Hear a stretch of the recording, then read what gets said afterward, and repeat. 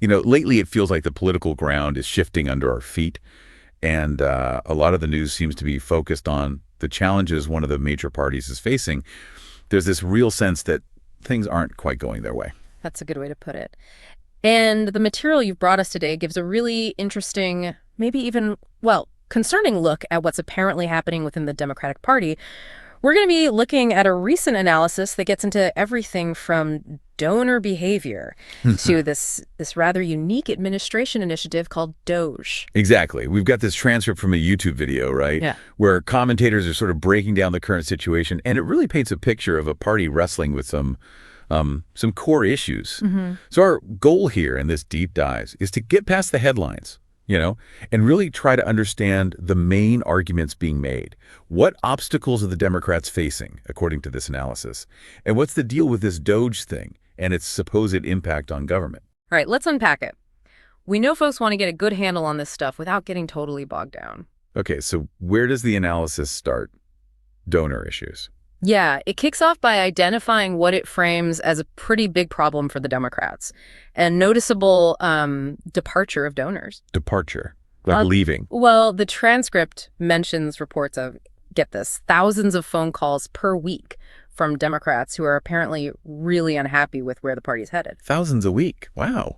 Yeah. That's not just a handful of complaints. Not at all. It suggests a pretty significant level of concern, within that donor base.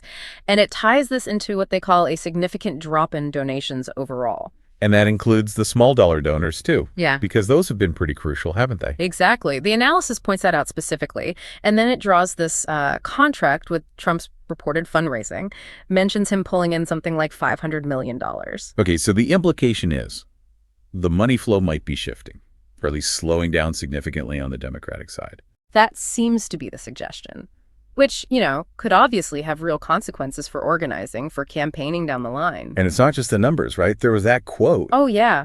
The quote from a longtime big dollar Democratic donor, really blunt. What did they say again? Called the party terrible, said there was no message, no organization, no forward thinking. Pretty damning stuff. Oof. Coming from a major backer.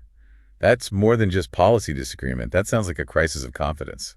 It really does. It points towards something deeper, perhaps, than just poll numbers dipping, a potential disconnect with a really critical part of their support base. So does the analysis try to explain why this might be happening? It does. It moves into exploring some of the perceived reasons for this unhappiness. And one of the main arguments it makes is that, for some, the party seems, stuck. Stuck, Catherine. Stuck in the past, basically. It names some familiar figures, Carville, Begala, the Clintons, Schumer, Pelosi. Right, the long-timers. Yeah. And suggests the party is maybe too reliant on them, finding it hard to let go and really bring in new leadership, new ideas. Is that connected to the Michelle Obama thing? I saw she still polls well. That's exactly the point the analysis makes. It brings up her strong showing in straw polls, even though she keeps saying she doesn't want to run. So the interpretation is people are looking back, yearning for the Obama years, maybe. That's how this analysis reads it, yeah. As possibly showing a reluctance to move forward, to embrace what's next. It's definitely one take on the leadership challenge. Does that idea of focusing on past figures resonate with things you've seen discuss? I mean, you hear that talk sometimes, right? About parties needing renewal. And this analysis really leans into that, suggesting it's actually hurting them. Then it pivots to something else. Arrogance, elitism. Yes, this is a really sharp critique in the analysis. The argument put forward is that a chunk of the public sees the Democratic Party as, this is their phrasing, an arrogant, elitist, know-it-all bunch of Washington blue bloods. Wow, okay. Strong words. Very. And that they're seen as out of touch with, regular Americans. How do they illustrate that? Well, they talk about this idea that these figures rarely leave D.C., right? Don't often engage with people in states like, say, Alabama or Mississippi or Georgia. The bubble idea. Exactly. There's this anecdote about the old Ebit's grill bubble. Lawmakers in D.C. might think everyone hates Trump because, everyone they talk to in their circle does. Yeah, that's easy to do, isn't it? Get stuck in your own echo chamber. Happens everywhere. It does. And the analysis contrasts this with Republicans like Trump Jr. or Trump himself and also Bernie Sanders actually going out, engaging voters in lots of different places. Even places where they might not expect tons of support. That's the suggestion. that this willingness to show up and connect makes a difference. It's framed as a potential reason for that perceived disconnect. What jumps out at you about that critique? That old Ebit's image is pretty potent, really paints a picture of being insulated. And the idea of actively trying to reach beyond your base, that's an interesting contrast to draw. And this feeling of disconnect, maybe misreading the room, could tie into messaging too, which is the next point they raise. Right, the messaging critique. What's the argument there? The argument presented is that some progressive media acts more like propaganda, basically just reinforcing what the audience already believes instead of, say, broadening perspectives or encouraging new ways of thinking. Okay. Do they give examples? The one mentioned is focusing heavily on polarizing social issues, like the specific hypothetical they use is trans a child without parents' permission. The suggestion is that kind of focus might push away more people than it attracts compared to maybe broader economic issues. Interesting. But it wasn't all negative, was it? Didn't they mention someone within the progressive side raising concerns? Yeah, they do mention a progressive talker who was urging the party to pay attention, suggesting maybe some internal awareness of these potential messaging pitfalls. It definitely makes you think about how effective different kinds of messages are, who they're actually reaching. For sure. It raises questions about strategy and resonance. Okay, should we shift gears now to this DOGE initiative? This seems like a really central piece of the analysis. Yeah, let's get into DOGE. Sounds interesting. So it's about government cuts. Apparently. Presented as an administration initiative focused on cutting government spending, supposedly kicked off after a Trump State of the Union address. And there was polling on it. Yeah, the transcript mentions a reported 77% public agreement with the cuts. But, and this is a big but. Let me guess. The source pointed out a caveat. You got it. That 77% was among people who actually watched the address. So likely a self-selecting group, right? Not necessarily representative of everyone. Okay, important context. So Trump claimed big savings. Huge. Claimed savings of $20 billion, according to the analysis, and even floated the idea of like $5,000 checks for Americans if enough was saved. Oh, $5K checks. That definitely gets attention. Absolutely. But then the analysis presents a major counterargument. That DOGE might not really be about efficiency in the way most people think of it. The suggestion is it's more about stripping agencies down to their absolute bare minimum constitutionally mandated functions. Bare minimum, so potentially cutting deep into services and maybe expertise. That's the concern raised. And it highlights this tension, between the executive branch doing this and Congress's role. Because Congress usually controls the purse strings, right? They allocate the money. Exactly. Often based on years, even decades of funding decisions for programs. This analysis suggests DOGE might be trying to bypass that, maybe ignoring expert advice in those congressional decisions. Does it connect this to anything broader, like legal trends? Yeah, it briefly mentions recent Supreme Court cases that have been looking at limiting the power of bureaucratic agencies to make policy. So it fits into that larger context of debates about executive versus legislative power. Okay. And there were some analogies used, something about a bathtub. Right. They bring up Grover Norquist's famous line about shrinking government until you can drown it in a bathtub. Ah, okay. So framing DOGE as potentially part of that ideological project. Potentially. And it also mentions Rubio proposing to consolidate what's left of government functions. So it's positioning DOGE within that kind of thinking for some proponents.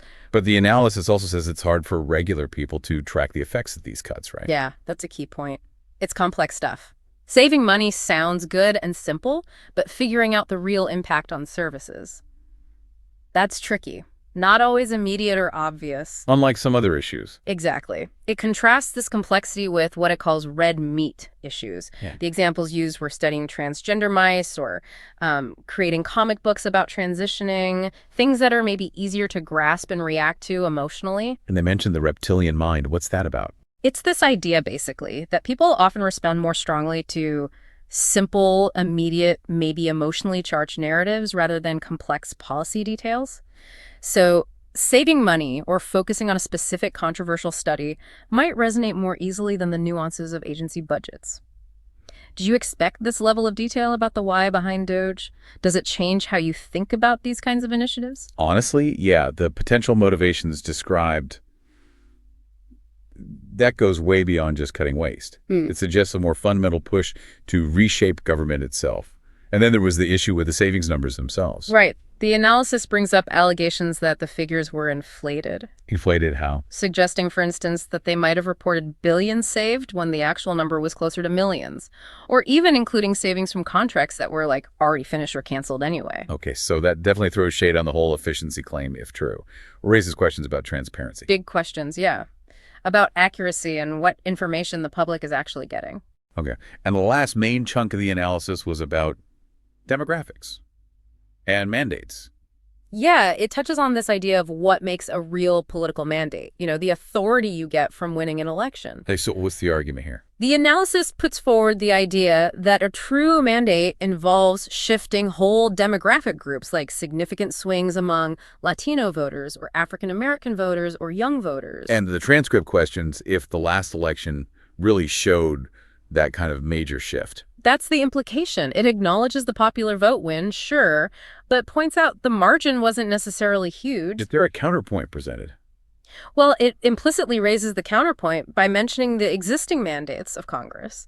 The House and Senate were also elected by the people, even if Congress itself has low approval ratings, like that 21% figure mentioned. So different ways to think about what a mandate actually means. Exactly. Is it a landslide win? Is it shifting key groups? Is it just having control of government levers? This analysis highlights that ambiguity. When you consider these different takes on what a mandate is, what does that suggest to you about where things stand politically right now? It really just highlights how complicated it is, doesn't it? So, Interpreting election results isn't simple math. There's always debate about how much authority it really grants, especially for big changes, and especially when trust in institutions is, well, mixed. well put. So just to kind of wrap up our look at this analysis, we've seen these key points of tension surface, right? Yeah, definitely. The donor dissatisfaction seems like a big one. That and the perceived disconnect between the party leadership or establishment and parts of the broader electorate. And then this whole debate around the DOGE initiative, what it's really about, whether it's effective, whether the numbers are even accurate. Exactly.